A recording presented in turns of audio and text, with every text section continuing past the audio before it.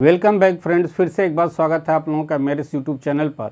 मेरे YouTube channel का नाम है नीलेश सर क्लासेज 1 2 3। जो लोग चैनल को पहली बार देख रहे हैं वो चैनल को सब्सक्राइब कर लें, बेल आइकन को प्रेस कर लें ताकि कोई भी नोटिफिकेशन आपके पास सबसे पहले पहुंचे। मेरा इंस्टाग्राम आईडी भी है जो डिस्क्रिप्शन में दिया हुआ है, उसको भी आप लोग फॉलो कर सकते हैं। आज हम लोग पढ़ेंगे इंडिया नेचुरल वेजिटेशन, यानी भारत का प्राकृतिक वनस्पतियाँ, यानी कि भारत में कितने प्रकार की वनस्पतियाँ पाई जाती हैं और कहाँ कहाँ पाई जाती हैं, कितना उनका टेम्परेचर होगा, कितना रेनफॉल होगा और किस एरिया में वो पाई जाती है, इसके बारे में हम लोग आज पढ़ेंगे। भारत के प्राकृतिक वनस्पति के बारे में तो सबसे पहले डेजर्ट वेजिटेशन यानी मरुस्थलीय वनस्पति, जो कि अक्सर रेगिस्तानी इलाकों में पाई जाती है, जहाँ पर कह रहा है कि एनुअल रेनफॉल 10 सेंटीमीटर से 50 सेंटीमीटर यानी कि 10 से 50 सेंटीमीटर तक वर्षा एनुअल यानी पूरे वर्ष रिकॉर्ड की जाए, यानी कि बहुत नौ के मात्रा में बारिश, एकदम बूंदा बूंदी। तो इस तरीके के एरिया में जो है डेजर्ट एरिया आता है, जहाँ पर 10 सेंटीमीटर से लेकर के और 50 सेंटीमीटर तक वर्षा होती है। अब इसके लिए टेम्परेचर कितना चाहिए डेजर्ट वेजिटेशन के लिए, मरुस्थलीय वनस्पति के लिए? तो इसके लिए टेम्परेचर चाहिए 50 डिग्री सेंटीग्रेड यानी 50 डिग्री, लगभग मान के चलिए कि 40 से 50 डिग्री टेम्परेचर वहाँ जो है रहता है दिन में, और रात में उतनी ही ठंड पड़ने लगती है। तो इस तरीके का जो है रेनफॉल और टेम्परेचर। अब करें कि किस प्रकार के वहाँ पर पेड़ पौधे पाए जाते हैं, तो इसमें बबूल है, खेजड़ा है, खजूर है, नागफनी है, इस तरीके के जितने भी कांटेदार वृक्ष हैं या झाड़ियां हैं, बेसिकली झाड़ियां पाई जाती हैं, बहुत बड़े वृक्ष नहीं पाए जाते हैं। बबूल के वृक्ष पाए जाते हैं, कुछ हाइट तक होते हैं, लेकिन वो भी बहुत हाइट तक नहीं होते हैं। तो इस तरीके से बबूल है, खेजड़ा है, खजूर है, नागफनी है। अब ऐसे एरिया इंडिया में है कहाँ? तो कह रहे कि वेस्ट राजस्थान, राजस्थान का जो पश्चिमी जैसलमेर वाला जो इलाका है, जो कि बॉर्डर से सटा हुआ है पाकिस्तान के तरफ, उधर इस तरीके की वनस्पति पाई जाती है।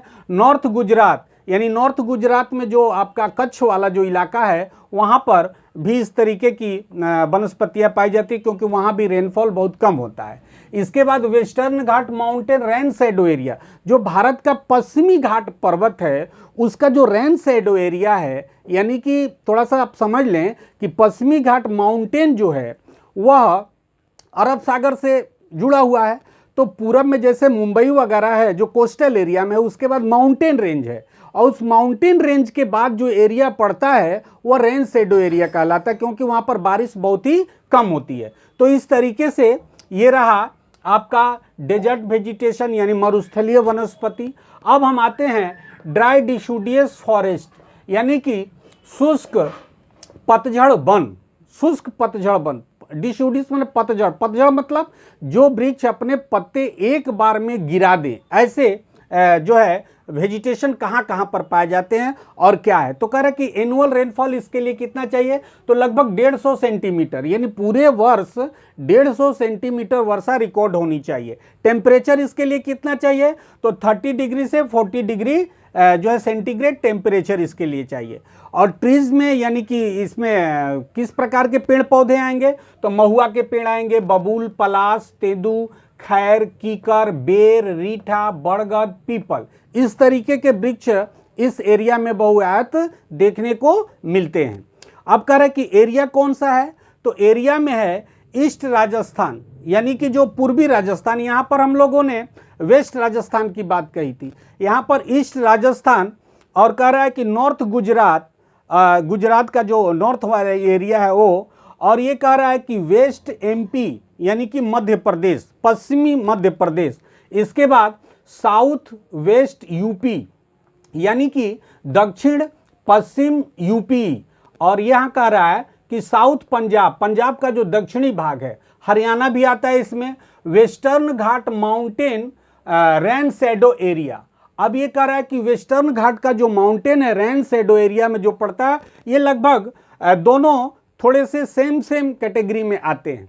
इसके बाद ये हम लोग पढ़ेंगे मॉइस्ट डेसिडियस फॉरेस्ट, यानी कि आर्द्र पतझड़ वन।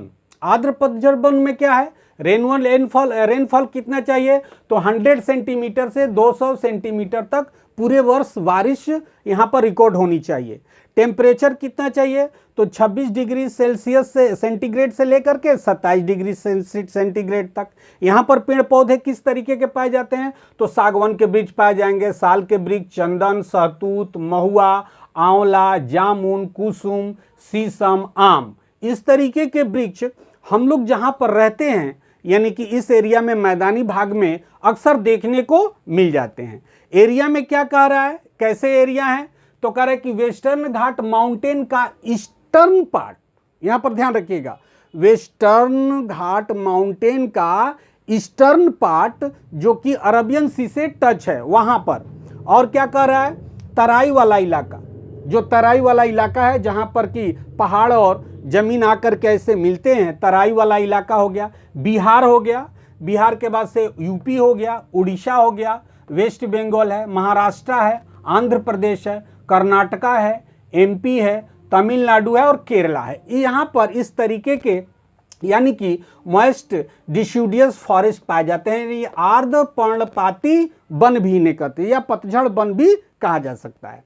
अब इसके बाद हम लोग पढ़ेंगे एवरग्रीन फॉरेस्ट, सदाबहार वन, ऐसे वन जिसमें कि सदाबहार होती है, यानी पत्ते, एक पत्ता गिरता है तो दूसरा पत्ता आ जाता है, माने वे पेड़ सालों भर हरे भरे रहते हैं। डिसिडुअस फॉरेस्ट में क्या हो रहा था, सारे के सारे पत्ते एक समय पेड़ गिरा देते हैं, ठीक है। हमारे यहाँ जैसे कि आप लोग देखते हैं अप्रैल मार्च के महीने में सारे पेड़ अपनी पत्तियां गिरा देते हैं और नई पत्तियां आती हैं, तो हो गया डिसिडुअस फॉरेस्ट यानी पतझड़ के वन। लेकिन एवरग्रीन फॉरेस्ट में ऐसा नहीं है। इसके लिए एनुअल रेनफॉल क्या चाहिए, 200 सेंटीमीटर से अधिक, जहां पर पूरे वर्ष ज्यादा वर्षा रिकॉर्ड की जाए वहां पर यानी कि 200 सेंटीमीटर से अधिक रेनफॉल चाहिए। एनुअल टेम्परेचर कितना चाहिए, तो 24 डिग्री सेंटीग्रेड। और किस प्रकार के पेड़ पौधे, तो इसमें रबर का जो है पेड़ जो है प्रमुख, इसके बाद लौह कास्ट आता है, मोहागनी आता है, ताड़, बांस, बेत, सिनकोना, विभिन्न प्रकार की लताओं, गुल्मों तथा झाड़ियां। एक्चुअल में इसका थोड़ा सा एक और करेक्टर बता दें मैं, एवरग्रीन फॉरेस्ट में जो है सूर्य का प्रकाश जमीन तक नहीं पहुंचता और बीच में उन पेड़ों के बीच में जो है वो नाना प्रकार की लताएं, नाना प्रकार की जो है झाड़ियां रहती हैं जिसमें उसमें जाना आना बहुत दुर्गम होता है। लेकिन ये क्या है कि हमारे इकोसिस्टम के लिए बहुत ही अच्छा होता है एवरग्रीन फॉरेस्ट। वहाँ पर विभिन्न प्रकार की प्रजातियां पाई जाती हैं, जैसे चिड़ियों की प्रजातियां हुई या बहुत सारे सरीसृप हुए या विभिन्न प्रकार के जो है जानवर वहाँ पर पाए जाते हैं जो हमारे इकोसिस्टम के लिए अच्छा होता है। तो ये हो गया। इस तरीके के एरिया कहाँ है, तो नॉर्थ ईस्ट इंडिया यानी नॉर्थ ईस्ट वाला जो भारत का भाग है, यानी कि जो असम है, अरुणाचल प्रदेश है, नागालैंड है, मिजोरम है, मेघालय है, इस एरिया में इस तरीके के फॉरेस्ट पाए जाते हैं। और कह रहे कि वेस्टर्न घाट माउंटेन, ये भी ध्यान रखिएगा, वेस्टर्न घाट माउंटेन का वेस्ट वाला पार्ट, जो पश्चिम वाला पार्ट है, वहां पर इस तरीके की जो है वनस्पतियां पाई जाती हैं। Western Ghat mountain, Andaman and Nicobar में भी इस प्रकार की वनस्पतियां पाई जाती हैं। Coastal region of Kutch and Kathiawar, जो भारत का जो है जो कोस्टल रीजन है, यानी कि गुजरात में जो कच्छ और काठियावाड़ का जो भाग है वहाँ पर भी ये एवरग्रीन फॉरेस्ट में बता रहे थे। हाँ, north east India, western Ghat mountain, Andaman and Nicobar, ये हो गया। अब यहाँ पर 5th नंबर में हम आएंगे हम लोग, मैंग्रोव फॉरेस्ट यानी कि ज्वारीय वन। ये ज्वारीय वन क्या है कि जो समुद्र से सटा हुआ इलाका है, वहां पर समुद्र में जब ज्वार की स्थिति आती है तो उसका पानी अंदर तक घुस जाता है और अंदर तक घुसने के कारण जो है वहां पर कुछ फॉरेस्ट पाए जाते हैं, जंगल पाए जाते हैं, जिन्हें हम मैंग्रोव फॉरेस्ट बोलते हैं। अब ये मैंग्रोव फॉरेस्ट में एरिया में क्या है, तो गंगा का डेल्टा है, महानदी है, गोदावरी है, कृष्णा है। एक्चुअल में मैंने डेल्टा सबके पीछे नहीं लिखा जगह की कमी के कारण, लेकिन आप समझिएगा, गंगा का delta, Mahanadi delta, Godavari delta, Krishna delta, Kaveri delta, Andaman and Nicobar, और यहां पर करें coastal region of Kutch and Kathiawar. और कच्छ और काठियावाड़ का जो कोस्टल रीजन है, जो कि समुद्र से, अरबियन सी से मिला हुआ है, वहाँ पर इस तरीके की वनस्पतियाँ पाई जाती हैं, मैंग्रोव फॉरेस्ट। और एक चीज़ आप लोगों को मैं बता दूं, ये ट्रीज में यहाँ पर नारियल, ताड़, बेंत, बांस, सुंदरी, सेनेरिटा और फोनिक्स, इस प्रकार के जो है वेजिटेशन यहाँ पाए जाते हैं। अब एक चीज़ आप लोग जानते होंगे कि सुंदरी के नाम से ही सुंदरबन पड़ा। जो गंगा और ब्रह्मपुत्रा का सम्मिलित रूप से जो डेल्टा है, जो भारत विश्व का सबसे बड़ा डेल्टा है, उसका नाम सुंदरबन का डेल्टा है। तो ये सुंदरबन नाम पड़ा सुंदरी वृक्ष के कारण। और यहाँ पर मैं बता दूं आप लोगों को कि एक ऐसी मतलब प्राकृतिक व्यवस्था है। एक बार हमें सौभाग्य मिला था सुंदरबन घूमने का, तो वहाँ पर मैंने एक चीज़ को पाया या जानकारी हमको मिली कि सुंदरबन में या जो टाइडल फॉरेस्ट हैं, वहाँ पर पेड़ पौधे अपने जनरेशन को कैसे बढ़ाते हैं।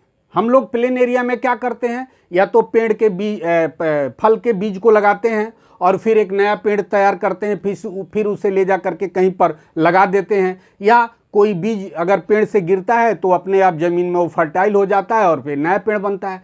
तो अब कल्पना कीजिए कि जहाँ पर दिन में 2 बार ज्वार और 2 बार भाटा आता हो, वहाँ के पेड़ अपने जनरेशन को कैसे बढ़ाएंगे। तो वहाँ का एक ऐसा सिस्टम है, नेचुरल सिस्टम है, कि वहाँ के पेड़ जो हैं वो जो फल लगता है पेड़ों पर, वो पेड़ पर ही फल पकते हैं और वहीं उसी में उनकी जड़ें निकल जाती हैं। ये देखिए विडंबना, प्रकृति की ऐसी व्यवस्था है कि पेड़ पर फल पका और पेड़ पर ही वो अंकुरित हो गया, और अंकुरित होने के बाद वो जब ड्रॉप हुआ, गिरा नीचे, तो नीचे तो पानी है या कीचड़ है। तो अगर भाटा के समय गिरा तो कीचड़ मिलेगा और ज्वार के समय गिरा तो पानी मिलेगा। तो दोनों परिस्थितियों में वो क्या होगा कि उसकी तो जड़ें पहले से ही निकली हुई हैं। वो जैसे जमीन पर आएगा, पानी में धीरे धीरे नीचे बैठेगा और तुरंत वो क्या करेगा, वो मिट्टी को पकड़ लेगा और एक नए वृक्ष वहां पर उग जाएंगे। इस तरीके से मैंग्रोव फॉरेस्ट में इस तरीके की एक सुंदर व्यवस्था है जिससे ये फल फूल रहा है, नहीं तो ये कब का नष्ट हो गया रहता। अब हम आएंगे हिमालयन फॉरेस्ट। अब हिमालयन फॉरेस्ट में 2 प्रकार के कैटेगरी में बांटा गया है, ईस्ट हिमालय और यहाँ पर है वेस्ट हिमालय। अब हम लोग ईस्ट हिमालय को देखेंगे। ईस्ट हिमालय में यानी भारत का जो हिमालय का जो पूर्वी हिस्सा है, वहाँ पर है snow line and tree line forest. इसकी ऊंचाई होती है 5300 मीटर से लेकर के और 4000 मीटर पर इस प्रकार की वनस्पतियां पाई जाती हैं। इनमें बुरांस है, उसके बाद विलो है, जूनिपर है। इसके बाद आता है कैनिफोरियस फॉरेस्ट। ऊंचाई का रहा है कि 2700 मीटर से लेकर के और 4000 मीटर तक। इसमें कौन कौन से पेड़ आते हैं, फर है, पाइन है, स्प्रूस है, देवदार है इत्यादि है। इसके बाद एवरग्रीन ओक फॉरेस्ट, इसकी ऊंचाई कितनी, 1830 मीटर से लेकर के 2740 मीटर। इसमें किस प्रकार के वृक्ष आते हैं, ओक है, वर्च है, मैपिल है, एल्डर है और लारेल है। इसके बाद तराई फॉरेस्ट, जो तराई वाला इलाका है 900 मीटर की ऊंचाई पर। इसमें आते हैं साल है, शीशम है, सागवान है, बांस है एवं सवाई घास है। अब हम आते हैं वेस्ट हिमालय वेजिटेशन में। यहाँ पर कह रहा है कि इटर्नल स्नो फॉरेस्ट, इसमें कह रहा है कि 5000 मीटर की ऊंचाई तक एवरेज ये पाया जाता है। इसमें फ्लावरिंग प्लांट्स ज़्यादा पाए जाते हैं। अल्पकाल के लिए कुछ पौधे उगते हैं जिनमें छोटे छोटे फूल लगते हैं और ये चारागाह के रूप में वहाँ यूज किया जाता है। फिर स्नो जब पड़ने लगता है तो सब खत्म हो जाता है। कैनिफोरियस फॉरेस्ट, इसमें कह रहा है कि 2000 मीटर से लेकर के 3330 मीटर तक। इसमें देवदार के पेड़ आएंगे, मोपलर के आएंगे, स्प्रूस के आएंगे। इसके बाद से चीर पाइन फॉरेस्ट, ये कह रहा है कि 1000 मीटर से 2000 मीटर, इसमें चीर और पाइन के पेड़ आते हैं। इसके बाद स्क्रूब एंड ड्राई फॉरेस्ट, इसकी हाइट कह रहा है कि 1000 मीटर और इसमें अकेसिया के वृक्ष, शीशम, साल और शेमल के वृक्ष आएंगे। तो इस तरीके से ये रहा इंडियन नेचुरल वेजिटेशन, भारत का प्राकृतिक वनस्पति। आशा करते हैं आप लोगों को अच्छा लगा होगा। अगर अच्छा लगा होगा तो चैनल को सब्सक्राइब कर लें। जो लोग नए वीडियो को देख रहे हैं वो लोग बेल आइकन को प्रेस कर लें ताकि कोई भी नोटिफिकेशन उनको सबसे पहले पहुंचे। आज के लिए इतना ही, धन्यवाद।